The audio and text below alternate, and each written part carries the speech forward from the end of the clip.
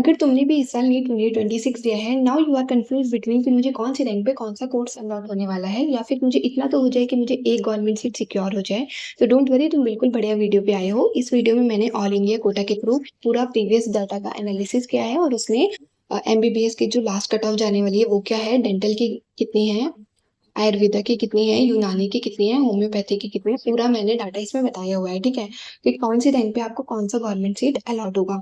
अब हम देखते हैं कि इस ईयर क्या था कि मार्क्स बस रैंक के अकॉर्डिंग 715 मार्क्स पे 2 बच्चे आए थे। ठीक है, 645 मार्क्स हैं तो आपकी क्या है, 11 से 45 आपकी रैंक आ रही है। अगर आपके 563 मार्क्स हैं तो आपकी 27,872 आपकी रैंक है। ठीक है, अब इस ईयर फाइनल कट ऑफ क्या है, एमबीबीएस के थ्रू ऑल इंडिया कोटा के थ्रू। यहाँ स्टेट वाइज की हम बात नहीं करें क्योंकि वो हर स्टेट का अपना अलग अलग होता है। जो ऑल इंडिया की कट ऑफ जा रही है स्टेट की, हर स्टेट की ऑल इंडिया वाले से तो कमी होगी क्योंकि ऑल इंडिया का सिर्फ 50% कोटा होता है और जो स्टेट वाइज है वो हमारा कितना होता है, 85% होता है। ठीक है, उसमें मैं नेक्स्ट फर्दर वीडियो बना दूंगी स्टेट वाइज पे।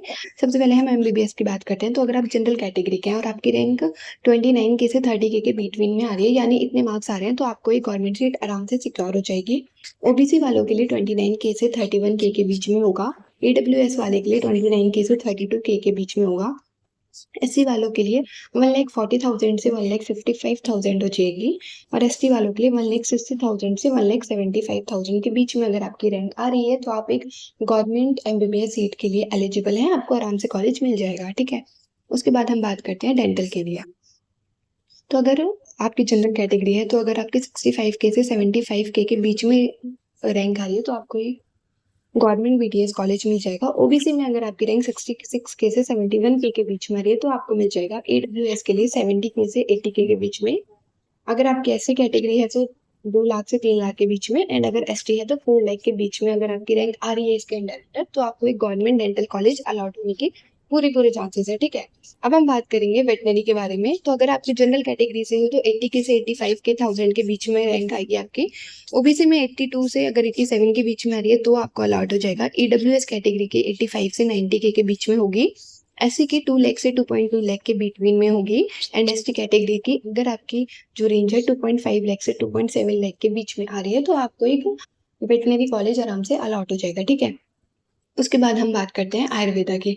तो जनरल में इसमें 90 से अगर आपकी 95 के बीच में रेंज आ रही है तो आपको आराम से एक आयुर्वेदा कॉलेज में सीट मिल जाएगी। ओबीसी वालों के लिए 92 से 97 हो जाता है। ईडब्ल्यूएस के लिए 98 से हमारा कितना होगा, ये 105 के हो गया। एससी से हमारा 2.5 लाख से 2.7 लाख के बीच में होगा। एंड एसटी का हमारा 3 लाख से अगर आपके 3.3 लाख के बीच में अगर आपकी रैंक आ रही है तो आपको एक अच्छा आयुर्वेदा कॉलेज मिलने के पूरे चांसेस हैं। उसके बाद हम बात करते हैं होम्योपैथी के लिए कि ऑल इंडिया कोटा से इसके कितनी कट ऑफ जाने वाली है। तो जनरल वालों के लिए 1.9 से 2 लाख के बीच में होगी। ओबीसी वालों के लिए 1.95 से 2.05 लाख के बीच में होने वाली है। ईडब्ल्यूएस के लिए ये 2.2 से 2.4 लाख होगी। एससी के लिए 3.6 से 3.8 लाख एंड एसटी वालों के लिए 4.5 लाख से 5 लाख के बीच में अगर आपकी रैंक आ रही है तो आपको आराम से एक होम्योपैथी कॉलेज अलॉट हो जाएगा। उसके बाद हम बात करते हैं बीओएमएस के। इसकी जो कट ऑफ हो जाती है वो कंपैरेटिवली सबसे कम जाती है। तो इसमें जनरल वालों की होगी 1.95 लाख से 2.05 लाख।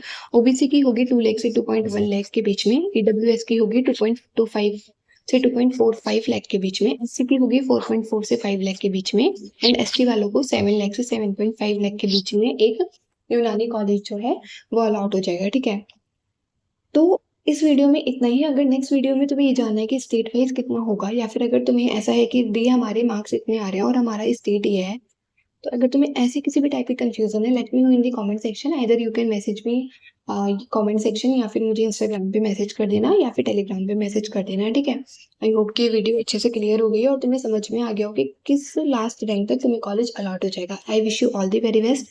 कोई भी डाउट आता है let me know in the comment section. Bye bye, ध्यान रखो अपनी।